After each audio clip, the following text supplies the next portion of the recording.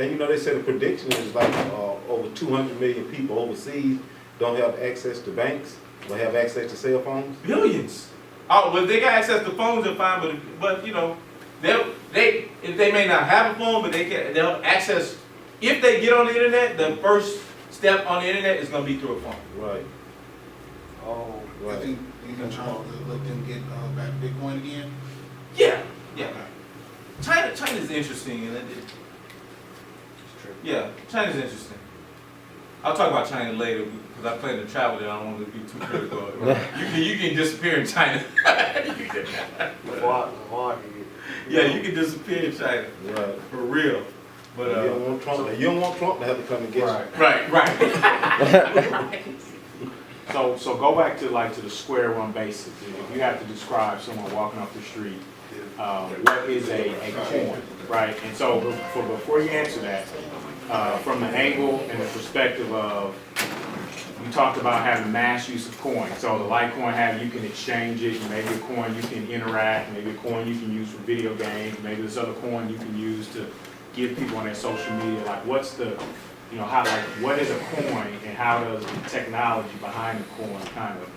Okay, really, and I tell people, it's like, hey, let me tell you a secret about Bitcoin. There are no coins, okay?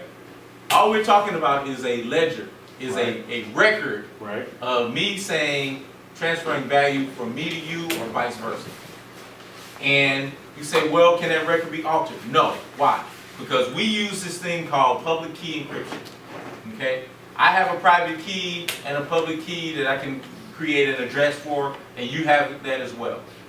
If I present you with my public key or my address and say, please pay me to this address, you accept that address, and then you, with your private key from within your wallet, enter the amount, and then you basically encrypt that transaction. What's in encryption, the technical term is encumbrance.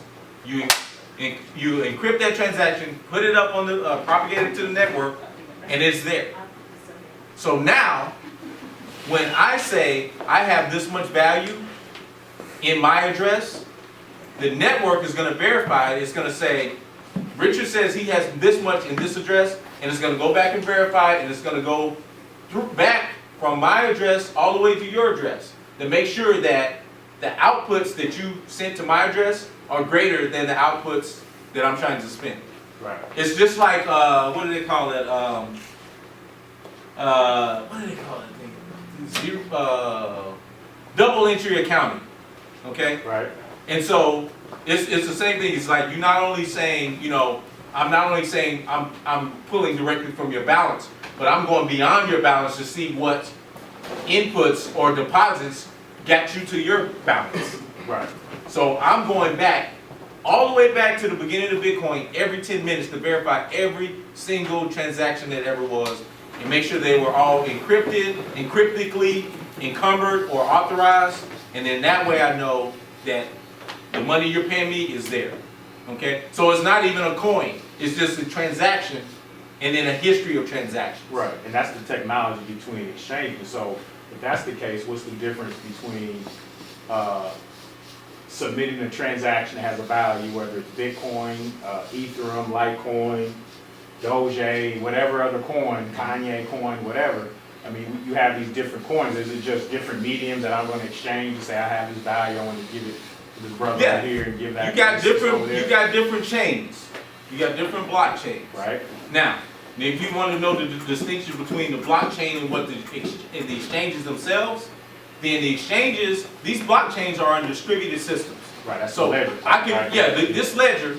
If the Bitcoin network, we're talking about 50, 60,000 nodes. Some of those nodes are miners. Some of them are just full nodes. They have the exact same copy of that ledger going all the way back to the first transaction of Bitcoin. Every single one of them have the exact. If I say it's Bitcoin network, they have the exact same one. Every Litecoin node has the exact same ledger. Every Dogecoin, every whatever coin. Now, that's distributed. That means that I can set up a node, whether it's a miner or just a verification node, right here today in this area. In this, I set it up, I get the hardware, download the software. It's going to take a couple of days to download the entire the entire the blockchain, because it's a couple of gigs. Once it gets caught up with the rest of the chain, then I can start verifying payments. That means that after it gets caught up, 10 minutes from there, it gets the new block put on top of it. The new set of transactions goes on.